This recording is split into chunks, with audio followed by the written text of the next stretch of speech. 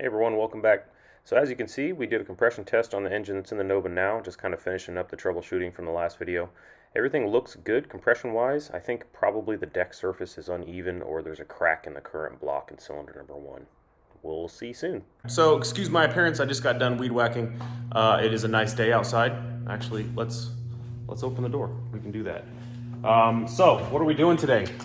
Today we're gonna clean the shop. The shop is absolutely filthy. I know it doesn't look like it, but there's stuff kind of everywhere. And we're gonna take an engine apart. So, as you saw in the last video, there's an engine underneath that box right there. That is my old engine that threw a rod bearing. So that needs to come apart. It needs to go to the machine shop. I'm gonna make sure that it's flat, and then we're gonna use that. So, let's talk about my eye real quick. I was sitting after I was done weed whacking, and my dog was just sitting in front of me, as dogs do.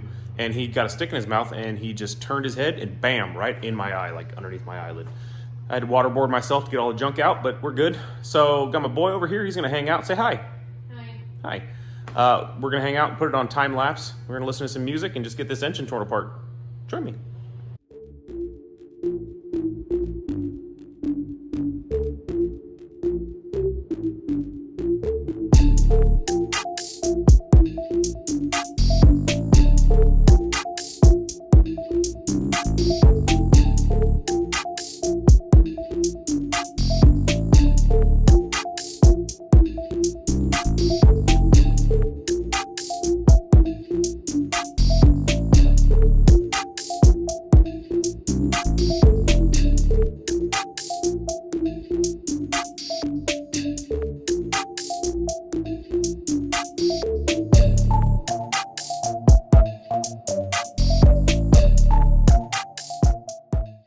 Hello everyone, new day. So as you saw yesterday, we pulled this engine apart.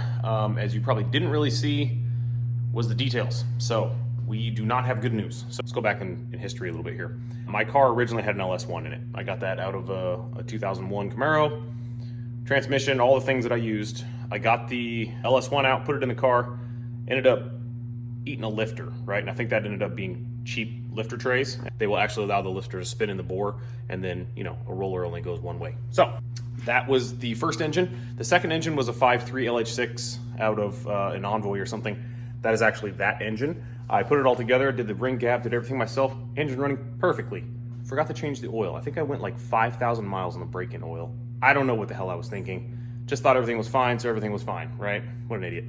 So I took it to the track and it spun a rod bearing. So this is the second engine, right? So we're on the third engine, which is a 5.3 from an Envoy, an LH6 as well. And that one seems to not have a flat deck surface, and that's why it's not sealing.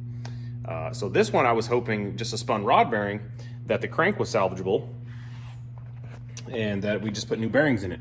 Well, come to find out, where is it? This one here, this guy, you shouldn't be able to hear that.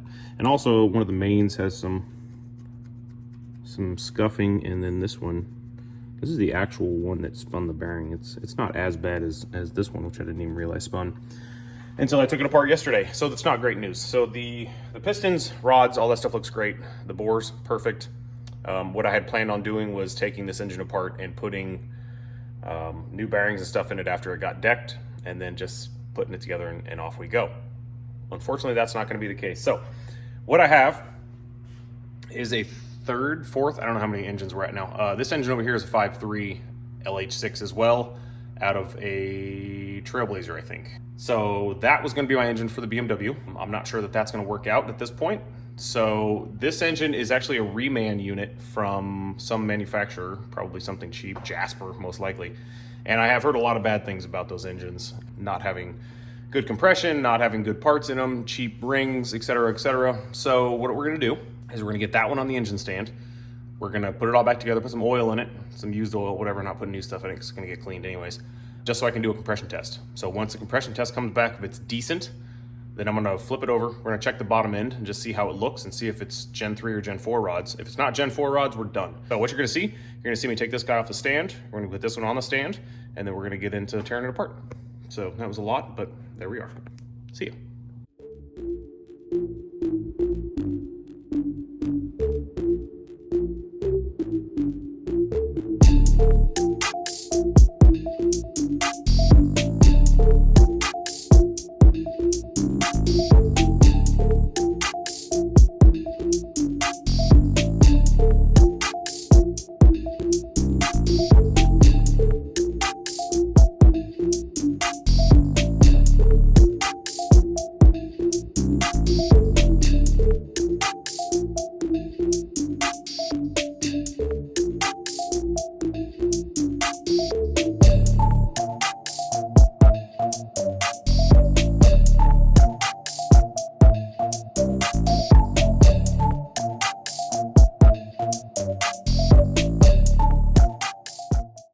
Howdy. So here's a little update. We did a compression test. Everything looked okay. And then I said, all right, well, let's get the engine on its side. Let's take a look at the bearings. So this is a 10 under crank, which is not amazing, not exactly what I wanted to hear, but there it is. Got Cleveite bearings in it. Everything looks okay in there. I'm gonna pull another couple caps, just see how everything really looks. But it is Gen 4 rods, so that's good. You know, it's a potential candidate.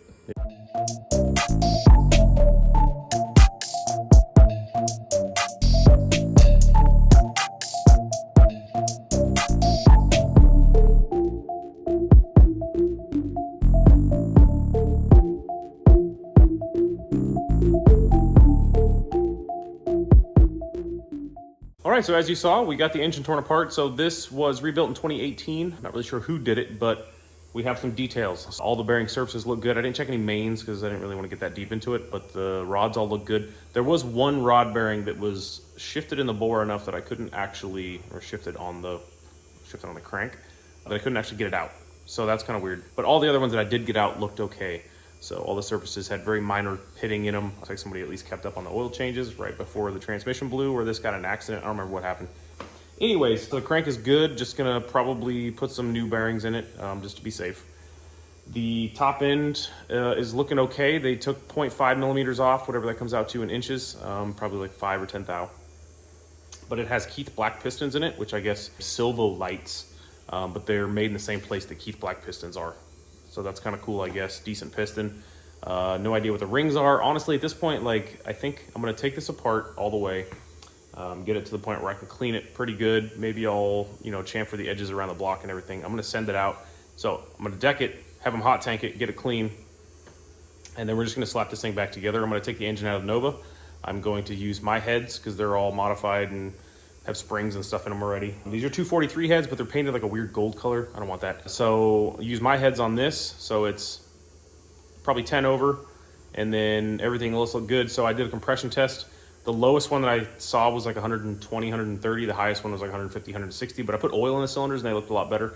If you saw in the time lapse, I don't know if you could, but these things were absolutely disgusting in there. I mean, they had like, this one, when I took the head off, it was actually like piled up and coming out. So they are definitely not the most beautiful cylinders. So I'm not too surprised the compression wasn't great. I was gonna take this side off, but I take off the whole front drive and stuff, and I'm not ready to do that. Probably I'll come back out here tomorrow. I'll just remove everything else and get it cleaned up because if I'm gonna put it in the BMW, it does need to be cleaned up at some point. So I'll get it all stripped apart. I'll put everything in another bin. So that's what we're gonna do. So tomorrow we're gonna rip it apart, but as of right now, it's a waiting game. See ya. Howdy y'all. So day 3. So this is coming apart. So this is the Reman 5.3, as I explained. We're gonna throw everything in the box. We're gonna get it down to the block. I bought some degreaser. We're gonna degrease the block and then send it out to the machine shop hopefully tomorrow. It's not too far away. So we will put you on a time lapse so you can watch that.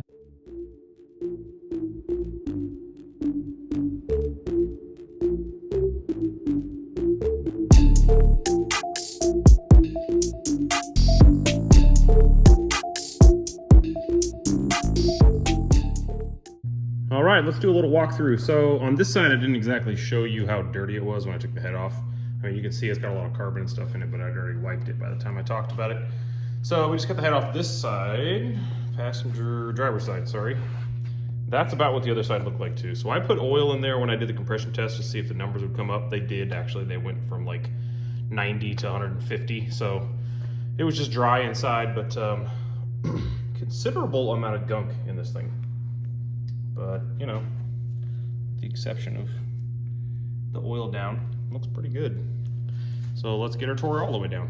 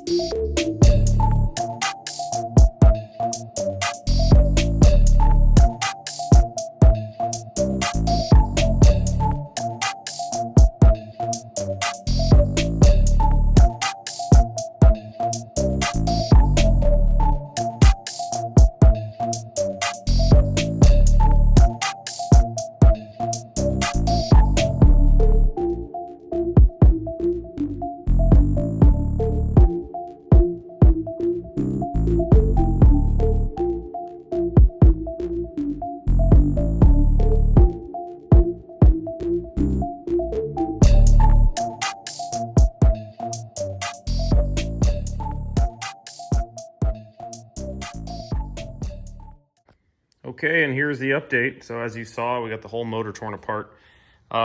Everything looks good. Bores look good. All of it looks okay, except, and there's always an except, you know, why wouldn't there be an except? It actually spun a rod bearing. Strangely though, it's only superficial, which, you know, I can show you the bearing, but that's really surprising considering how bad the bearing looks. I mean, it's shiny, but there's no teeth to it. I'm not feeling any of it with my fingernail. So that means it doesn't have to go to the machine shop. So I'm gonna buy the exact same bearings, which are Clevite 10 overs. And I'm just gonna send it because I don't want to spend a bunch of money on this engine. I would like for this one to just go together. That doesn't mean it's going to, but that's what I would like. So these are all 10 over. So they did 10 on the rods and 10 on the mains, which I guess makes sense. Where is it? Here it is. Check this out. That was on that journal that I just showed you. Like, can you even believe that? That seems impossible considering how bad that looks. I mean, there's a literal chunk missing, which is kind of strange. When I pulled the oil pickup out, and look, these things are so deformed, they actually just like they slip right in. When I pulled the oil tube out of the oil pan, it actually had a few chunks in it, but none of them were that big. So interesting. I will say my diagnosis of why that happened: the barbell actually was sticking out when I took the cover off. I think the O-ring was probably no good or something, and it just started seeping oil out of there. Unless the cover holds that in, but I've never seen them that loose before. Maybe they reuse a stock one. I don't know. Cam bearings were a little tight taking them out. It's probably going to get new cam bearings because why not? I'm already in here, right? And that one looks kind of gross. I literally couldn't even get the cam out. I kind of had to pull a little bit. So I don't know what's up with that. I should probably knock these out and just see if they're over or not, because they probably did the cam bores too. But, you know, it's a place to start. At least the crank's not toast. So there we go.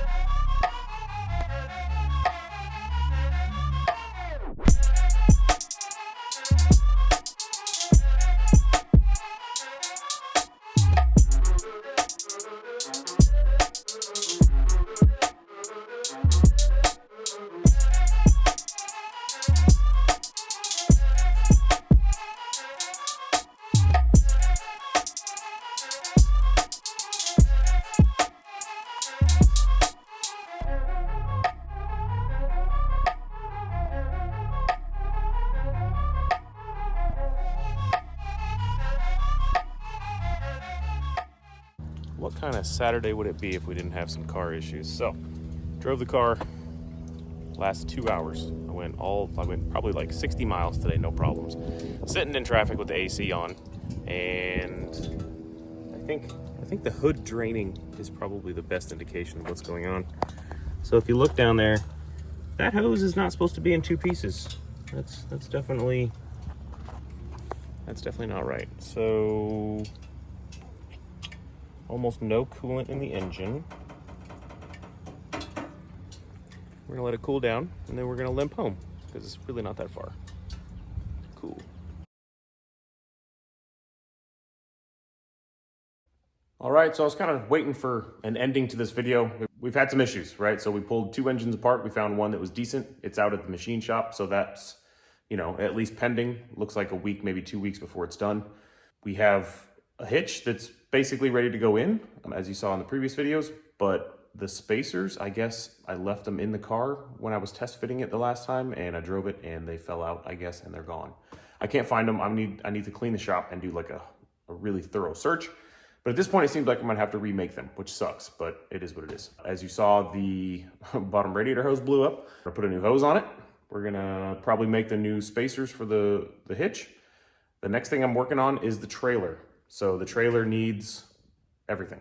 So I need to figure out where and how everything's gonna fit on there. And then we need to clean up some parts and get the engine back and get it assembled and throw it in the car. So there's the next few steps. I'm not sure if I'm gonna have a video next week. I'm kind of at a standstill. I mean, the trailer thing, I can probably get a video out, but at this point, it's kind of waiting on parts to do anything else. I have about 300 miles on the car at this point, so I need to drive it just a little bit more, which is gonna be kind of nice.